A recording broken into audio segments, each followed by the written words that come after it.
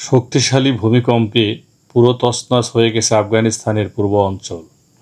প্রত্যক্ষদর্শীরা জানিয়েছেন, ক্ষতিগ্রস্ত অঞ্চলের গ্রামের পর গ্রাম পুরোপুরি গুঁড়িয়ে গেছে। কেউ কেউ বলছেন তাদের গ্রাম এখন প্রায় সমান হয়ে গেছে, কোনো স্থাপনাই আর অক্ষত নেই।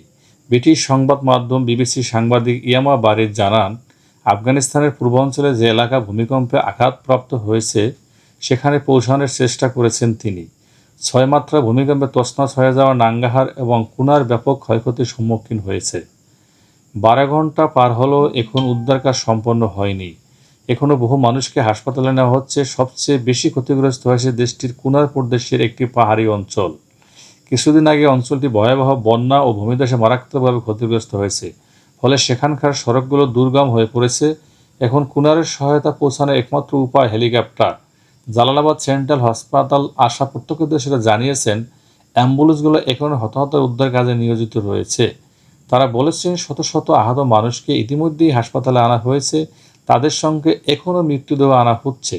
কুনার প্রদেশে ইন্টারনেট পরিষেবা সীমিত হওয়ার কারণে সেখানে যোগাযোগ করা বেশ কঠিন হয়ে পড়েছে।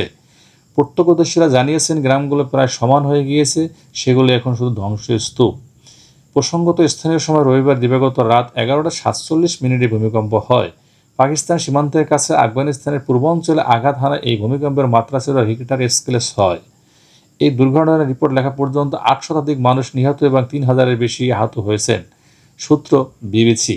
দর্শক, আপনারা ইতিমধ্যেই অবগত আছেন যে আমাদের একটি পার্শ্ববর্তী প্রতিবেশী দেশ আফগানিস্তান মারাত্মক ভূমিকম্পে জর্জরিত হয়ে হাজার হাজার মানুষ গৃহহীন এবং তাদের এখন সাহায্যের প্রয়োজন।